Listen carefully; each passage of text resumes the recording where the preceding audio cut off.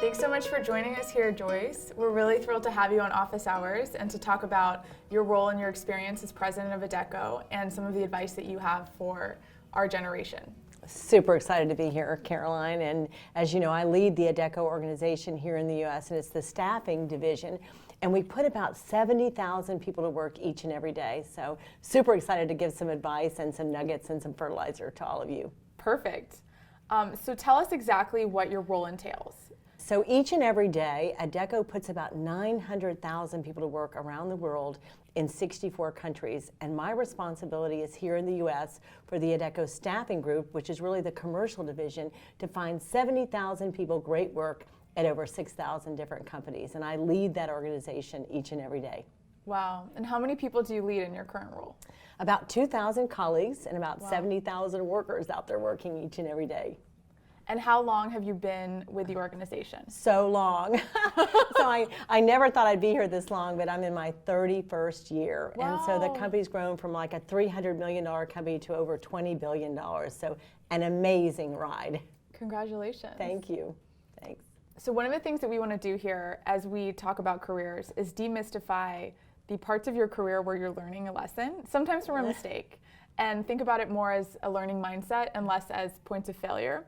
So just to break the ice as we start this conversation, tell us about a mistake that you may have made in your career and what you learned from it in the past. So I think when we look at the future of work, teamwork is going to be so important. So I think if I go back and I look at that Joyce from maybe 20 or 30 years ago, it was building the right teams and surrounding myself with people that might have had competencies that I didn't have. And then if I built a team and maybe one of those people wasn't the right fit on the team, I didn't act fast enough to help her or him maybe exit the organization and get the right team members around me. So hindsight's 20/20 now, of course, and so I think having the right team around each and every one of us is super important.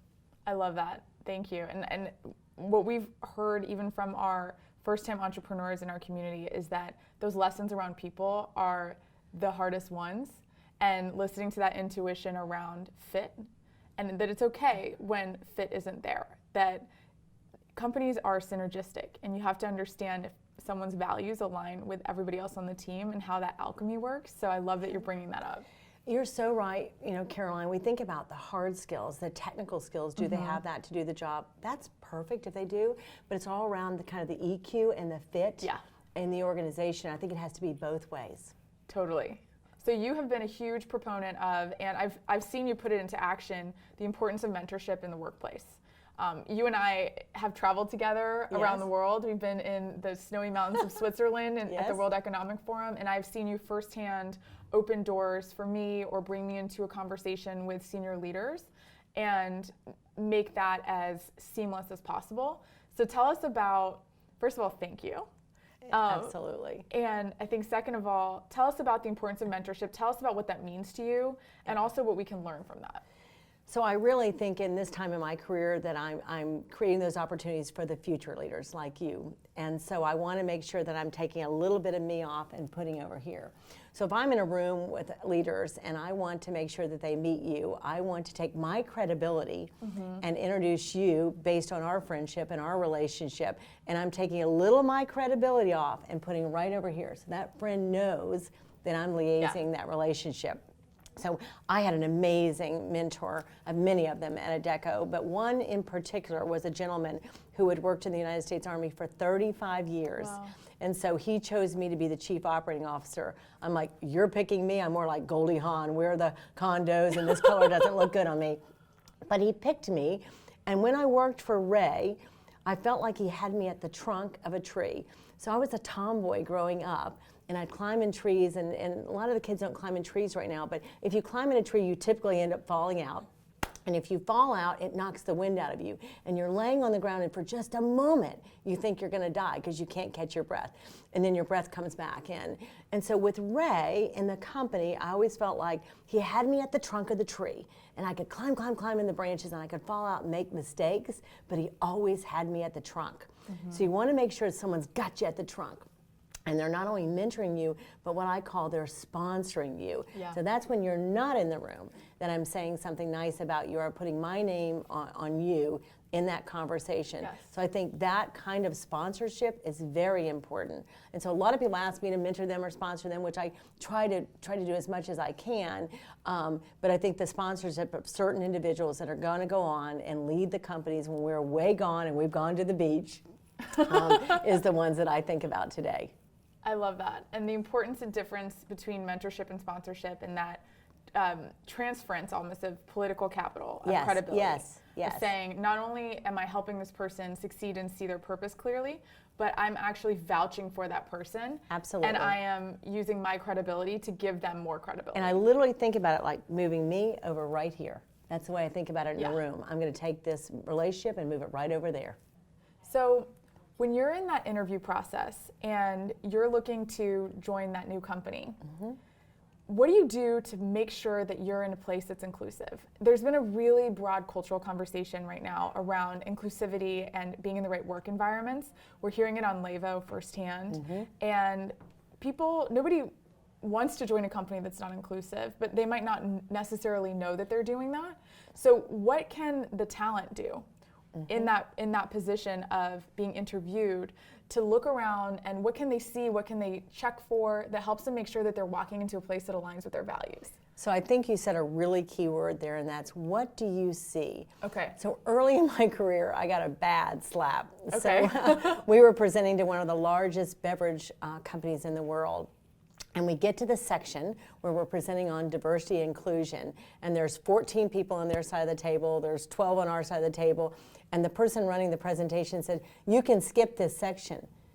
And I just looked at her like, "What do you mean?" She goes, "We see, you don't need to talk."